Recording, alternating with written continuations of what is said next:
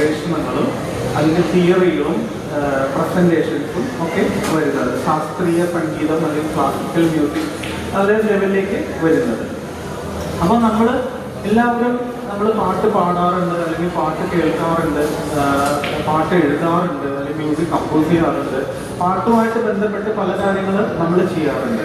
അപ്പോൾ spontaneous singing അല്ലെങ്കിൽ നമ്മൾ അറിയാതെയുള്ള സിംഗിങ് അത് നമുക്ക് മനുഷ്യൻ്റെ ഒരു സ്വതസിദ്ധമായൊരു കഴിവാണ്. അത് ഓൾറെഡി അത് നമ്മൾ അങ്ങനെ അതൊരു സൈഡിലേക്ക് മാറ്റിയിട്ട് ശാസ്ത്രീയമായിട്ട് എന്താണ് സംഗീതമെന്നും അതെങ്ങനെയെല്ലാമാണ് കൈകാര്യം ചെയ്യുന്നതെന്നും അതിൻ്റെ ഘടകങ്ങൾ എന്താണെന്നാണ് നമ്മൾ ആദ്യത്തെ ഒരു സെഷനിൽ നോക്കുന്നത്. ഓക്കെ, അപ്പോൾ നമുക്ക് രണ്ട് ഡെഫിനേഷനിലൂടെ മറ്റേ സ്പോണ്ടേനിയസ് സിംഗിങ് എന്ന് പറഞ്ഞ ഒരാളുടെ കഴിവാണ്.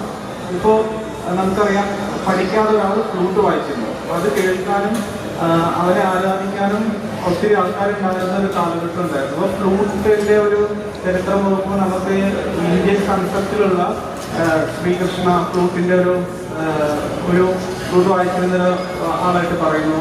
അതിനുശേഷം the pied piper of Hamelin. പിന്നെ നമുക്ക് റീസെൻ്റ്ലി ചെങ്ങമ്പുഴയുടെ രമണൻ എന്ന് പറഞ്ഞ കവിതയിൽ നമുക്കൊരു പുല്ലാങ്കുഴൽ വേണു ഗായകനെ കാണാം. അങ്ങനെ നമുക്ക് സംഗീതത്തിൽ പല, അതുപോലെ നമ്മുടെ നാരദൻ വീണ വായിച്ചായിട്ട് പറയുന്നു, രാവണൻ വീണ വായിച്ചായിട്ട് പറയുന്നു. അതുപോലെ ഗ്രീക്കിലെ പല ദൈവങ്ങളും ഈ സംഗീതം കൈകാര്യം ചെയ്തായിട്ട് കാണുന്നുണ്ട്. അതുപോലെ ശിവൻ, ഇതൊക്കെ നമുക്ക് ലോർഡ് ശിവ, ഇതൊക്കെ നമുക്കൊരു സ്പോണ്ടേനിയസ്, നമുക്ക് കഥ എന്ന ഒരു വിശേഷണത്തിൽ നമുക്കത് ഉൾപ്പെടുത്താം. അപ്പോൾ ശാസ്ത്രീയമായിട്ട് സംഗീതം എന്താണെന്നാണ് നമ്മൾ ഇപ്പോൾ പഠിക്കാനായിട്ട് പോകും.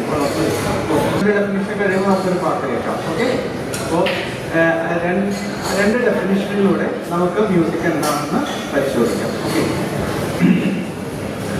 Music is the rational arrangement of notes and silence through the time. അതായത് സംഗീതം എന്നത് സ്വരങ്ങളുടെയും നിശബ്ദതകളുടെയും യുക്തിപരമായ സംയോജനത്തെ നമ്മൾ സംഗീതം എന്ന് വിളിക്കാം. ഇതൊരു അമേരിക്കൻ വീഡിയോന്ന് കിട്ടിയ ഒരു ഡെഫിനിഷനാണ്.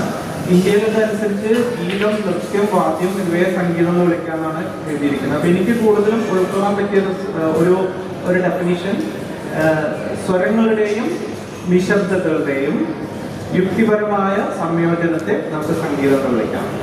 ഈ ഒരു ഡെഫിനിഷനിൽ ആർക്കെങ്കിലും സംശയമുണ്ടോ? അത് എന്താണെന്ന് ഞാൻ പറഞ്ഞുതരാം. ആർക്കെങ്കിലും സംശയമുണ്ടോ? ഉറപ്പാ?